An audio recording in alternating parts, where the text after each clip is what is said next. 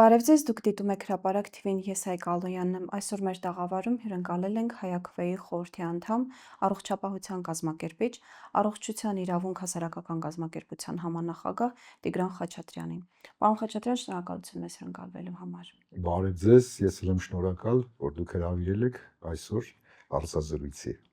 Պարոն Խաչատրյան, այս իշխանությունը բարեփոխումներ է անում ոչ թե գրեթե, այլ բոլոր ոլորտներում, բայց այդ բարեփոխումները կամ չակերտավոր բարեփոխումները բավականին ողբալի հետևանքներ են ունենում այն բոլոր ոլորտների վրա, որտեղ որ հասնում է այս իշխանությունների կամ կառավարությունների ձեռքը ցավոք սրտի օրինակները բազմաթիվ են։ Բժշկական ապահովագրությունը, պարտադիր ապահովագրությունը մի անգամ արդեն ձախողեցին, սակայն համառորեն ուզում են ստիպել Հայաստանի Հանրապետության քաղաքացուն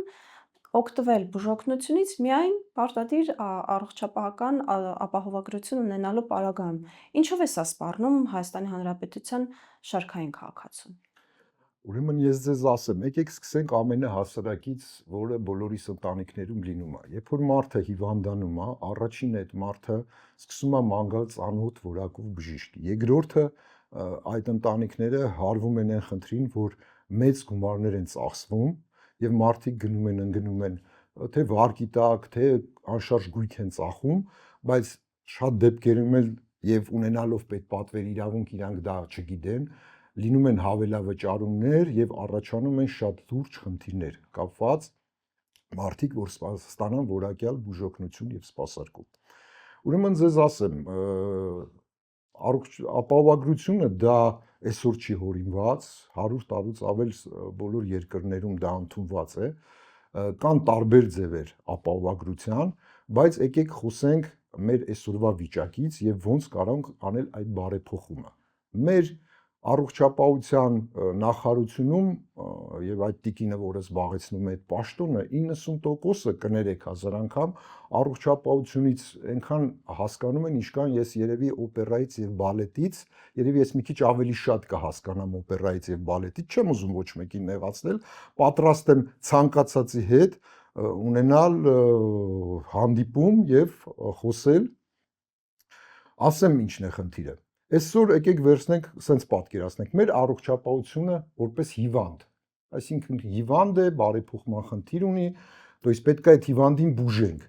Այդ բուժելու համար, ասենք, եթե պետք է պատրաստենք բարեփոխման, ասենք վիրահատության, մենք պետք է անենք ինչ-որ մի միջոցառումներ, այսինքն մենք պետք է այդ հիվանդին պատրաստենք այդ վիրահատությանը, որ հիվանդը չմահանա։ Իսկ մեր այս չակերտավոր արհեստավարժները այդ եղած հիվանդին էլ ուզում են քերթեն։ То есть կոպիտ ասած, անենց քայլեր են ուզում անեն, որ այդ հիվանդի վիճակը, մեր առողջապահության վիճակը ավելի վատթարացնեն։ Հիմա բացատրեմ ինչու։ Եթե դու ուզում ես ունենալ ապահովագրություն, կան կանոններ, այսինքն դու պետք է գնահատես ֆինանսական շուկան, այսինքն ավելի հասարակ ձևով ասեմ, դու պետք է ունենաս բժշկատնտեսագիտական չափորոշիչներ, այսինքն դու պետք է իմանաս ինչ արժի սրտամկանի ինֆարկտը, բուժելով, հետազոտելով, աշխատավարձով, դա մի ցանկա կամ ասենք ցանկացած ուրիշ հիվանդություն։ Ըստ դրա պետք է դու ունենաս արդեն ստեղծես հատուկ պրոտոկոլներ եւ ըստ դրա պետք է բուժես հիվանդին։ То есть այդտեղ տվյալ պրոտոկոլներում պետք է գրած լինի ամեն ինչ, ասենք սկսած ֆինանսական մասից, բուժօգնության ասենք տեսակներից, то есть որ կարողանաս համ ֆինանսապես, համ որակը գնահատես բուժօգնության եւ ըստ դրա կարողանաս մատուցես որակյալ բժշկական ծառայություն։ Հա, ինչը առաջարկվում էր մեր առողջապահության նախարարության կողմից, իրանք ինչ որ մի օթից վերցրած թվեր էին վերցրել, որոշել էին ինչ որ մի փաթեթ սարքել եւ ավելի ճիշտ ասեմ, որոշել էին բարեփոխել այսօրվա գործող պետպատվերը եւ այդ բարեփոխման արդյունքում ստեղծել նոր մի մոնստր, որը լի է լինելու կոռուպցիոն ռիսկերով եւ այդ մոնստրով իրագործել առողջապահության համապարփակ պարտադիր ապահովագրությունը։ Եվ ձեզ մի բան նշեմ, որը ծիծաղել էր, իրանք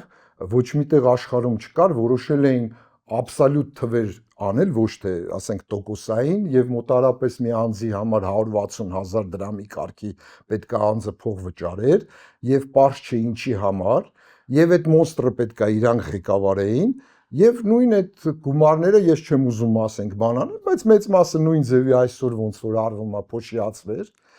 եւ արդյունավետությունը քաղաքացու համար էլի կլներ 0, ոնց որ այսօր քաղաքացին ասենք դիմում է օնկոլոգիայի հիվանդանոց, ասենք չար որակ ուռուցք ունի, բայց իրան ասում են գիտես ընկեր ջան, արի մի հատ դու վճարի, մի հատ հասկանանք քու մոտ ինչ է, վճարեցիր, բայց ասենք պարզվում է, որ դա ասենք չար որակ ուռուցք է, բայց այդ վճարումները իրան ոչ մեկ չի հետ վերադարձնում եւ նաեւ սկսվում է արդեն տվյալ խնդիրները, ոչ մեկ մեր քաղաքացիներից ռեալ իր իրավունքները չգիտի, քանի որ այդ պետպատվերի համակարգը այնց ոչ թափանցիկ է, որ մարդիկ չգիտեն ինչ անեն, շատ դեպքերում իրանցից փող են պահանջում, մարդը վախենում ասում այդ փողը տամ իմ հիվանդին վատություն չանեն, էլի։ Իդեպ պարոն Խաչատրյան, շատերն են ասում, օրենքով պետպատվերի իրավունք ունեցող մարդիկ, որ գնում են, գիտեն, որ իրենց խնդիրը պետպատվերի մեջ է մտնում, բայց իրենց հայտարարում են, որ չէ, սխալվում եք, չկա մեզ մոտ պետք է վճարեք։ Պատճառը ո՞րն է, մանիպուլյացիա է, թե անդեղյակություն է առողջապահական հաստատության կողմից, թե նախարարությունը այդպիսի դրվածք դնում, ինչ է կատարվում։ Ես գտնում եմ դա միայն համակարգի անկատարելությունից է եւ դրա համար պետք է բժշկական ապահովագրությունը, բայց ոչ թե լինի պետական, իմ կարծիքն է, ես մենակ չեմ քննադատում, ես ապահովագրության մեծ փորձ ունեմ, 99 թվականին եղել եմ հիմնադիր առաջի ապահովագրական ընկերությանը Հայաստանում, ես լիցենզավորված եմ որպես ապահովագրական ընկերության տնօրեն, ֆինանսների նախարարության կողմից ժամանակին 2000 թվին, ասեմ, մեր նման երկրներում ցանկալի կլինի խառը ապահովագրություն, որ առողջապահության նախարարությունը հավաքրի գրի գումարները եւ տա ապահովագրական ընկերություններին։ Իստեղ ինչ է ստացվում։ Մեր առողջապահության համակարգը ինք ուզում է հավաքագրի, ինք ուզում է բուժի, ինք ուզում է վերահսկի, այստեղ միանշանակ այդ շահերի բախման խնդիրը լրիվ օդա ցնդում, Այսինքն կոռուպցիոն վտանգ։ Այո, կոռուպցիոն եւ դուք որպես քաղաքացի վաղը չգիտեք ում բողոքեք, էլի գնացեք նախարարություն բողոքեք, բայց եթե մենք ունենում ենք միջնորդ ապահովագրական ընկերություն, արդեն ինքը համ կպաշտպանի այդ հիվանդի շահերը եւ եթե տվյալ քաղաքացին դժգոհ լինի հիվանդանոցից, բնականաբար ինքը արդեն կբողոքի ապահովագրական ընկերությունին, որը պարտադրի հիվանդանոցին որակյալ բուժօգնություն ցուցաբերել, իսկ առողջապահության նախարարությունը այդ դեպքում կվերահսկի։ Հասկանում եք, մենք պետքա պաշտպանվածության ինչ որ մի չեմ ասում, դա իդեալական կլինի համակարգ, բայց դա գոնե կլինի մի համակարգ, որտեղ կլինի որոշ մրցակցություն ապահովագրական ընկերությունների միջև, որոշ զգոնություն արդեն բուժ հաստատությունների մոտ եւ առողջապահության նախարարությունը արդեն կարողանա վերահսկել այդ գործընթացը։ Իսկ բացի կոռուպցիոն վտանգից, ինչ ուրիշ խնդիրներ կան այս իշխանությունների առաջարկած առողջապահության ապահովագրման հետ։ Խնդիրը գիտեք որն է, որ նոր մեծ հարկային բեռ է մեր ժողովրդի վրա դրվելու, որը ոչ լավագույն սոցիալական նվիճակում է, այո, եւ արդյունավետությունը ելնելու է նորից 0։ Նույն խնդիրներն են մի քիչ ֆինանսները կշատացնեն, բայց նույն խնդիրներն է ունենալու քաղաքացին գնալուց հիվանդանոց։ Էլի ինքը չի հասկանալու, մի հատ անունը կդնեն պոլիս, մի հատ թղթի կտոր կամ քարտ կտան, բայց էլի մեխանիզմը նույնն է մնալու, հասկանում եք, իրենք Այսինքն քաղաքացին հավելյալ ենթադրենք 160,000 դրամ կորցնելու է։ Այո, բնականաբար եւ էլի չի ստանալու, լինելու են ահռելի քանակով բողոքներ, հիվանդանոցների հետ այսօր ինչ է կատարվում հիվանդանոցներում։ Էլի ինձ մեխանիզմներ են դրել, որ հիվանդանոցներում թեր ֆինանսավորում է կատարվում։ Բացի դրանից գնում են հիվանդանոց, հետևից գտնում են ինչ որ մի բաց թողումներ, այդ փողը նորից դուրս են գնում։ Հիվանդանոցը ընկնում է վատ կացության մեջ, բժիշկները աշխատավարձ չեն ստանում։ Իսկ բժիշկին չվճարեցիր, ինքը մեկը իր փող ուզելու է, դա հնուց է գալի։ Պետք է բժիշկին վճարես, բայց պետք է ինձ վճարվի, որ ուղակի գրպանից վճարում չլինի ժողովրդի, հասկանում եք։ Բժիշկին եթե իր շուկայական փողը չվճարեցիր,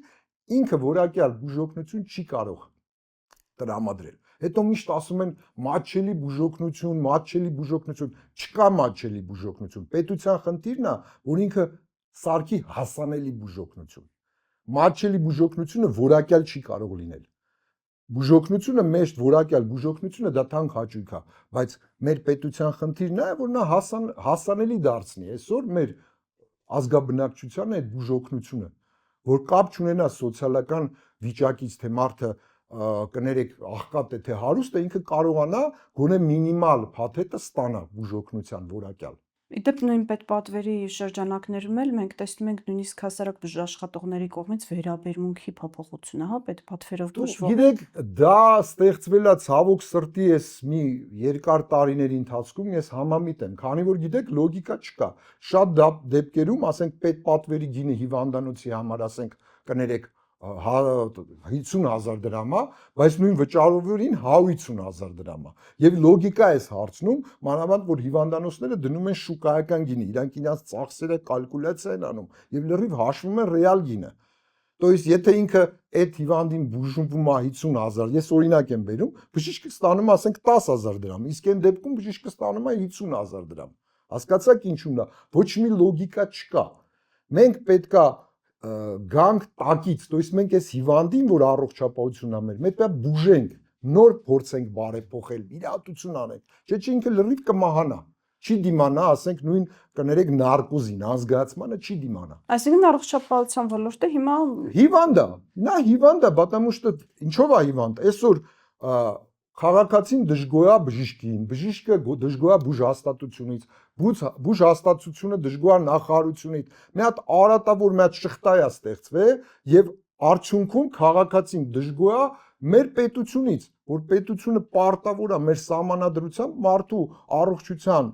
իրավունքը հոգալու։ Սա է խնդիրը։ Պարոն Խաչատրյան, առողջապահության համակարգում առկա խնդիրների մասին շատ ենք բարձրաձայնում, նաև դեղերի շուկայում խնդիրներ կա։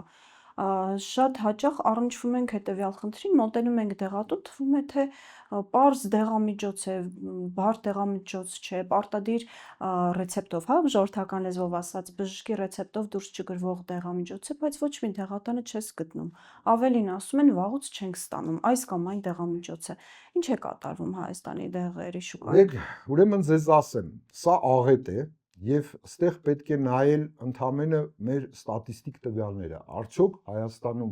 ինչքան դեղ է գրանցվածն է, վերցնենք, ասենք օրինակ հարևան երկրից, Վրաստանում ինչքան, Հայաստանում մոտ 2400-ից մի քիչ ավելի, ես կոնկրետ չգիտեմ թիվը,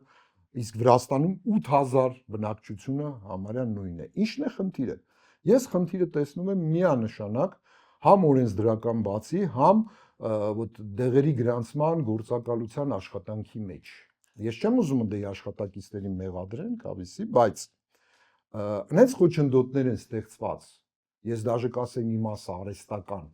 որ ընդհանրապես մեր փոքր երկրում դեղ գրանցելը դառել է խնդրեմ, որը տևում է 1 տարի, 2 տարի, այնտեղ դնում են ստիճ ժամկետներ, ինչ որ բաներ, ուղղակի ծիծաղելի է, մեծ համաշխարհային ընկերությունները ընդհանրապես հրաժարվում են ստե դեղեր գրանցել։ Խնդիրը դա։ Ասենք նույն Վրաստանում, ասենք Ամերիկայից, Կանադայից, Ճապոնիայից, Եվրոպայից դեղեր գրանցվում են 3 շաբաթվա ընթացքում։ Ու շատ ու այսօր որ հա ես համաձայն եմ մենք պետքա զգուշ լինենք մեր շուկան պահպանենք, որ թունավոր դեղեր ված չկան, բայց գիտեք, չափ կա։ 8000 դեղ գրանցված է Վրաստանում եւ կներեք ես ընդեի հանրության հետ էլ առողջապահության ծանոթ եմ, հələ ոչ մի դեպք չի եղել, որ ինչ-որ մեկ այդ դեղից մահանա, այդ դեղերից եւ թունավորվի։ Պետք է մատ հետազոտություն լուրջ արվի։ Ինչու՞մն է խնդիրը։ Այսօր սենց սև շուկա դեղերի եւ թող ինչ-որ մեկը ինչ չասի, որ չկա, սա ուղակի շոկ եմ ես ապրում։ Հայաստանում դեղերի այո, սև ահռելի սև։ Եթե դուք չեք կարող գտնեք դեղը դեղատանը, ձեր դուք հիվանդ եք կամ ձեր բարեկամը հիվանդ է, ուր պետք է գնաք։ Կամ պետք է գնաք Վրաստանից առնեք, կամ պետք է սև շուկայում այդ դեղերը փորձեք գտնել։ Բնականաբար, եթե կա պահանջարկ, ուրեմն կա առաջարկ, դա շուկայի օրենքն է։ Դուք նշեցիք, որ շատ հաճախ այդ խնդիրները արհեստական ձևով են գեներացվում, այսինքն միտումնավոր են ստեղծում այս իրավիճակը։ Ես չեմ ուզում ասել միտումնավոր, բայց դա ոչ շագրգռվածության, չեմ ուզում բարդակի, ինչ-որ մի տենց խնդիրների հետ կապված է, գիտեք, ցավասրտություն չկան, դրա համար եմ ասում, այնտեղ նստած մեր արհեստավարժները առողջապահության նախարարությունում այդ ամեն ինչը գիտեն եւ ոչ մի բան չեն անում։ Ընդամենը ահռելի քանակով մեր դեղատներին տուգանում են, հորինել են էլեկտրոնային դեղատոմս, բայց ինչի էլեկտրոնային դեղատոմսին զուգահեռ դուք չեք օգտագործում հին թղթային գրելու։ Ես համաձայն եմ, որ շատ որոշ դեղորայքներ պետք է լինեն միանշանակ դեղատոմսով, բայց ժողովուրդ, եկեք մի հատ զուգահեռ Իրավասական թղթային տարբերակ սարքեք, այդ բժիշկը թե բանում պոլիկլինիկայում չի կարող ժամերով իր գործը թողի լրացնի դեղատոմս, հասկանում եք, այդքան հեշտ չի, այդ համակարգն է չի դիմանում, կանխում է, դեղատներում մարդիկ գնում են ասում են երեխես հիվանդ է, անտիբիոտիկ տվեք, այն էլ չի տալիս, դեղատան աշխատողն է մարդ է, չէ, հասկանում է, տալիս է, հետո գալիս են այդ դեղատունը տուգանում են, հետո ինչ է, ցանկացած ծրագիր իրանք ձախողել են, դրա համար իրանք նորից եմ ասում էլի, նորից կրկնում եմ, հասկանում են սրանից, ինչքան ես բալետից եւ օպերայից, հասկանում եք, չի կարելի sense քայլերով գնալ։ Բայց Ու ձախողում են ծրագիրը, ձախողել են իրանք, վերցրեք իրանք առողջապահության ծրագիրը, որ իրանք ընտրություններից արել են, ձախողել են այդ ծրագիրը։ Եվ այդ նույն մարդիկ մնում են պաշտոնների։ Դե միգուցե իրենց տարբերակում բացարձակապես չեն ձախողել, այլ հաջողում են։ Չգիտենք որ տեսանկյունից են դիտարկում։ Պարոն Խաչատրյան, իսկ ինչ խնդիրներ են ունենում այսօր բժիշկները Հայաստանում։ Մենք գիտենք, որ հիվանդները դժգոհ են առողջապահական համակարգից, դժգոհություններ շատ կան, մենք դրանց անընդհատ առնչվում ենք, դեղերի շուկայում խնդիրներ կա, իսկ ինչ խնդիրների են բախվում բժիշկները այսօր։ Ուրեմն ես ձեզ ասեմ, ես որպես աշխատել եմ պրակտիկ բժիշկ, իմ երազանքը միշտ եղել է, գիտեք, ինչ որ ես գամ աշխատանքի, ոչ մի ֆինանսական առումով հիվանդի հետ չշփվեմ, կազմակերպչական առումով չշփվեմ եւ իրագործեմ իմ ծառայությունը մատուցեմ հիվանդներին։ Ցավոք սրտի, ինչ եմ ուզում ասեմ, բժիշկները այսօր նույն ձևի անպաշտպան են։ Ասենք, տեսեք, այսօր բժիշկներին հավաստագրում իրականացրեցին, չէ՞, մեծ գումարներ ծախսեցին այդ մարդիկ, որի ես ձեզ ասեմ, էֆեկտը ծիծաղելի է, հասկանում եք, ոչ մեր ինչ որ պրոֆեսիոնալիզմի մեծ բարձրացում չունեցավ, ինչ որ բան։ Հիմի նոր բան են որոշել լիցենզավորել բժիշկներին, որ այդ բժիշկները պետք է քննություն տան ու պետք է պարզ չի ինչ հանձնաժողով է, ինչ կոռուպցիոն ռիսկեր է տեղ լինելու, որ բժիշկին կտան արտոնագիր, այսինքն լիցենզիա, որին չեն տա։ То есть մեր բժիշկները անպաշտպան են։ Հիմի նաև գոյություն ունի պրոֆեսիոնալ ասոցիացիաներ, սաղ աշխարհում իրանք են լիցենզավորում բժիշկներին եւ իրանք անկախ են։ Ու տեսեք մեր էլի խելոք ճակերտավոր առողջապահության նախարարությունը որոշել է, որ միայն այն ասոցիացիաներն են գործելու իրավունք ունեն օրենքի սահմանում, որոնք գրանցված կլինեն առողջապահության նախարարությունում։ Բնականաբար նրանք կգրանցվեն, թե չէ, թե իրանց սրտի պրոֆեսիոնալ ասոցիացիաները այդտեղ գրանցվեն։ То есть մեր բժիշկներն էլ այսօր անպաշտպան են։ Ես ինքս բժիշկ եմ, ես այդ բաժի եթե բժիշկը անպաշտպան է, ինքը չի կարող որակյալ բուժօգնություն ցուցաբերի հիվանդին։ Վերջապես մենք ունենք շատ բարձր մակարդակի մասնագետներ, ով է իրանց քննությունը ընդունելու, իրանք իրանց են ընդունելու այդ քննությունները։ Ուղղակի ծիծաղելի է։ Բացի այդ, նաև մասնագետների հոսք կա, այո, միանշանակ այսօր մեր ահռելի քանակությամբ ատամնաբուժներ, անեստեզիոլոգներ, սա գնում են Դուբայ, Գերմանիա, մեծ հաճույքով իրանց ընդունում են։ Գնում են մարդիկ զզվում են, գնում են ուղակի, ես նորից եմ ասում, բժիշկը պետք է վարձատրվի եւ վարձատրվի շուկայական արժեքով, եթե նա չվարձատրվեց, ինքը չի կա աշխատելու։ Դա մեկը հիվանդից փող է պահանջելու։ Ձեզ կհիշեցնեն Հիպոկրատին տված երդումը, կասեմ, բայց չէ որ բժիշկը Հիպոկրատի երդում է տվել։ Հիպոկրատի տված երդումով կարող ես հիվանդին եւ շատ դեպքերում բժիշկները դա անում են եւ շատ դեպքերում փրկում են կյանքերը, դրա մասին չի, բայց հետո այդ բժիշկը պետք է իր ընտանիքը կերակրի, թե չէ։ Պետք է ասենք ինքը լավ ապրի, թե չէ, սաղ աշխարհում բժիշկները, ուսուցիչները ամենալավն են ապրում։ Բժիշկներն ու ուսուցիչները նույնիսկ հաց չեն ուտում, պարոն Խաչատրյանի երեխաներին։ Բան չունեմ ասելու, ուզում եմ ասեմ, սա է խնդիրը, հասկանում եք, դրա համար ես նորից եմ ասում, սա իրար հետ շահկապված է, համակարգային խնդիր է, հասկանում եք, մեր առողջապահության նախարարության 90%-ը հիվանդի մահճակալի մոտ մի րոպե չի անցկացրել, հիվանդի քրտինքի հոտը չի առել, նա չգիտի հիվանդի դարդուցավը։ Բնականաբար, եթե ինքը չգիտի հիվանդի դարդուցավ, ինքը չի կարողանա բժիշկի դարդուցավ իմանա, թե բժիշկը ինչ պայմաններ պետք է ունենա, որ այդ հիվանդին կարողանա որակյալ բուժի։ Պարոն Խաչատրյան, ուրեմն բժշկական պարտադիր ապահովագրություն, որը Հայաստանի բնակչության համար գլխացավանք է դառնալու, որովհետև Հայաստանի բնակչության ճնշող մեծամասնությունը աղքատության մեջ է ապրում, սա ստատիստիկ տվյալներ են։ Դեղատոմսով ուրեմն դեղամիջոցներ, պետպատվեր, Էլեկտրոնային, հա։ ներողություն էլեկտրոնային շնորհակալ եմ ուղղելու համար, պետպատվեր, որը գրեթե միշտ չի գործում, արդյունքում առողջական խնդիր ունեցող Հայաստանի Հանրապետության քաղաքացին ինչ իրավիճակի առաջ է կանգնելու։ Շատ ծանր, բոլոր ժողովուրդն ինձնից լավ գիտի, որ մեկը լուրջ տանը հիվանդանում է, այդ մարդիկ ընկնում են մի անտանելի ֆինանսական դրության մեջ, անպաշտպանության մեջ, բոլորս գիտենք, ինչ լուրջ խնդիր ես մեր հարցազրույցի սկզբում ասեցի, դա։ Իսկ եթե աղքատ ընտանիքից է, Դե գնա մերի արի սիրեմ, պետությունը այդ ասում, ուրիշ ինչ ասի։ Ինչ ասի։ Ես ասելու բան չունեմ, ոչ մի, գիտեք, առողջապահությունը պետք է լինի եռակի արդյունավետ, սոցիալապես, ֆինանսապես եւ բժշկական առումով։ Ես բաց եմ։ Սոցիալապես, այսինքն մեր բնակչության բոլոր խավերը պետք է բուժօգնություն ստանան։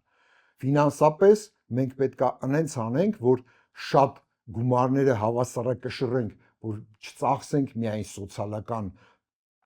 ցածր խավերի մեջ եւ բժշկորեն բժշկությունը թանկ բան է։ Դրանք պետք է իրար հետ համակշռված լինեն այդ երեք իսկ այդ արդյունավետությունը։ գումարները կան, հակադարձեն, որ բյուջեում գումար չկա,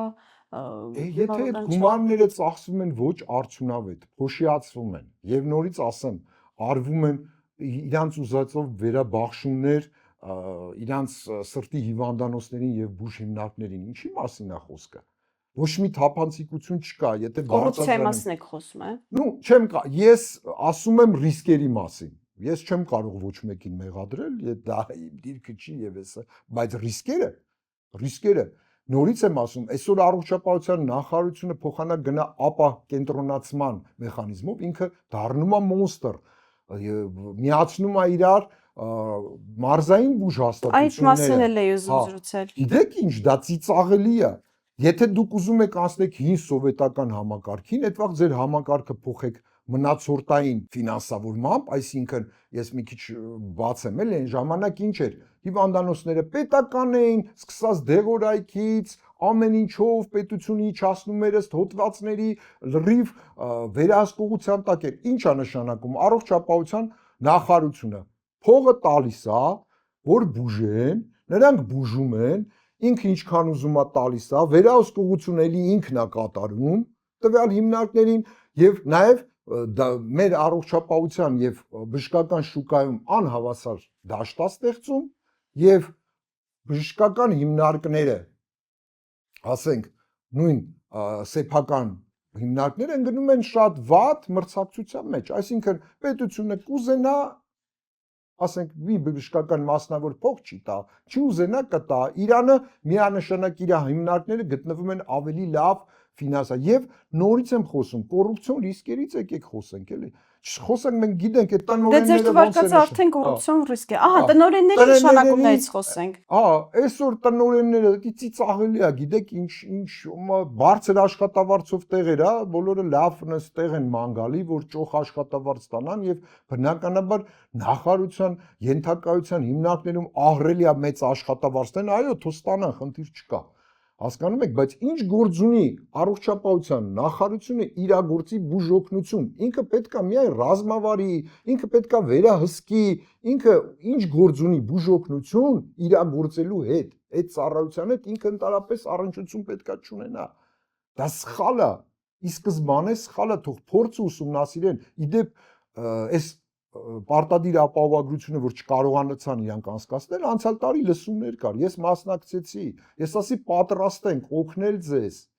չլսեցին, ասի ձեզ մոտ չի ստացվելու ժողովուրդ, բացատրեցի ինչու, բայց իրանք չլսեցին, իրանք ամենախելոքն են, ամենակարողն են, հզոր թիմ են, դե թող աշխատեն, ինչ ասեմ։ Դե աշխատում են մեր հարևաններն էլ ըստ արժանվում գնահատում են։ Պարոն Խաչատրյան, շնորհակալ եմ հետաքրքիր զրույցի համար։ Շնորհակալ եմ ես էլ հրավերի համար, հույսով եմ ամեն ինչ լավ կլինի մեր ժողովրդի, մեր ազգի համար։ Հուսանք։ Հիշեցնեմ այսօրվա մեր հյուրն էր ՀԱՅԱՔՎ-ի խորհրդի անդամ, առողջապահության կազմակերպիչ, առողջության իրավունք հասարակական կազմակերպության համանախագահ Տիգրան Խաչատրյանը։ Ես Հայկա Ալոյանն եմ, դուք դիտում եք Հրապարակ TV-ն, հաջողություն։